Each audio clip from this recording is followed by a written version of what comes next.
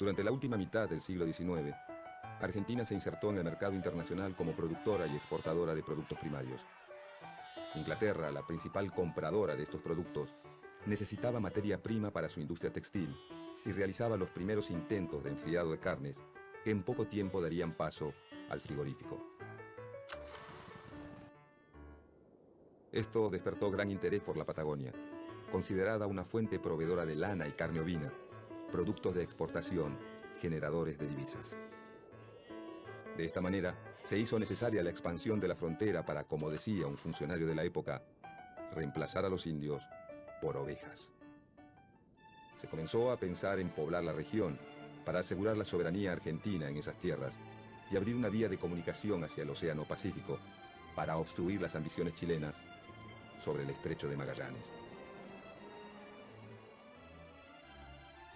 En 1874 asumió la presidencia Nicolás Avellaneda y poco tiempo después promovió la Ley de Inmigración y Colonización. La ley fomentaba la inmigración mediante oficinas de propaganda en las principales ciudades europeas, donde se entregaba folletería informativa que prometía pasaje gratis, tierra en propiedad y trabajo. Pero al llegar la oleada inmigratoria, la mayoría de las tierras estaban repartidas entre los grandes terratenientes. La nacionalización del territorio resultaba imprescindible. El gobierno le encargó al ministro de Guerra, Adolfo Alsina, un plan para terminar definitivamente con el problema del indio y del desierto, y correr nuevamente la línea de frontera. Este emprendimiento intentó alcanzar el Río Negro y lograr la paz con las comunidades indígenas. La falta de planificación y la incapacidad del gobierno de elaborar tratados que respetaran mínimamente los intereses indígenas llevaron a varios caciques a organizar una gran invasión. Alsina organizó la contraofensiva en 1876.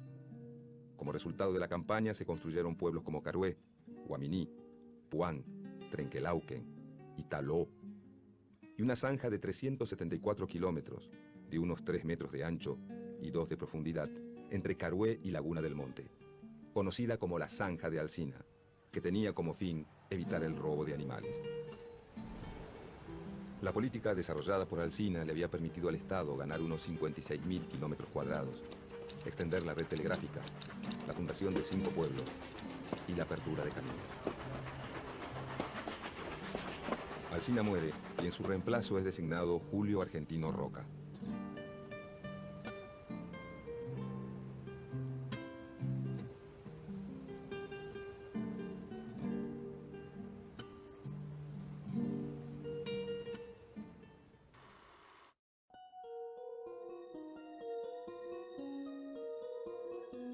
Sellaremos con sangre y fundiremos con el sable, de una vez y para siempre, esta nacionalidad argentina que tiene que formarse como las pirámides de Egipto y el poder de los imperios, a costa de sangre y el sudor de muchas generaciones.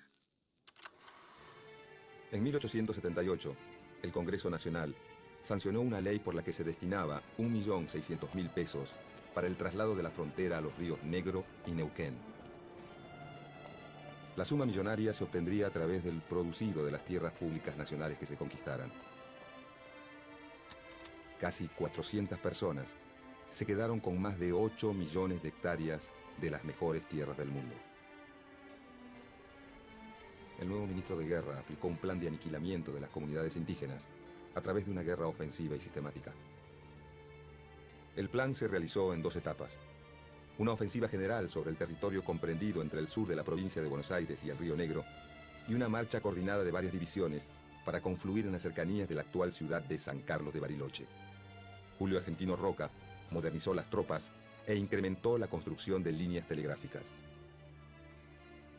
Los batallones comenzaron a utilizar nuevos armamentos, como los fusiles Remington, con un alcance de 1000 metros, y la ventaja de disparos sin humo de pólvora, que les permitía pasar inadvertidos.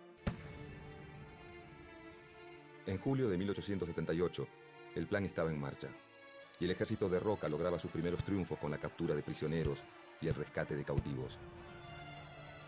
Cuando finalmente Roca emprendió su campaña, el indio estaba ya muy lejos de ser un enemigo formidable.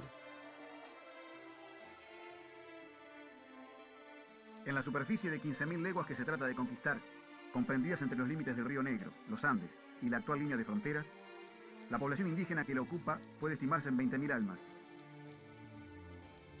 Tenemos 6.000 soldados armados con los últimos inventos modernos de la guerra, para oponerlos a 2.000 indios que no tienen otra defensa que la dispersión ni otras armas que la lanza primitiva.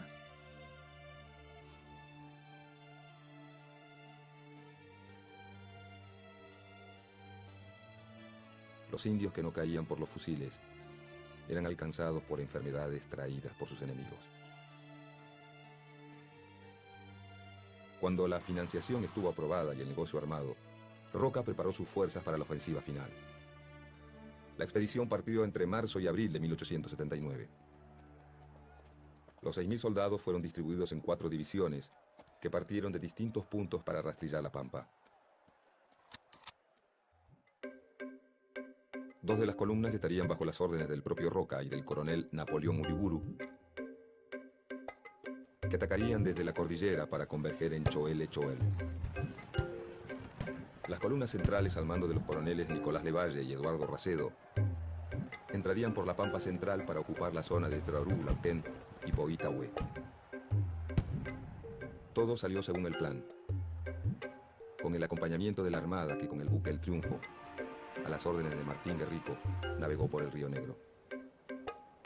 Roca demoró la llegada de las tropas a Choel-Choel para arribar a la margen izquierda del Río Negro el 25 de mayo de 1879. Tras la celebración de la victoria aquel Día de la Patria, Roca encaró el último tramo de la campaña. El 11 de junio las tropas llegaron a la confluencia de los ríos Limay y Neuquén.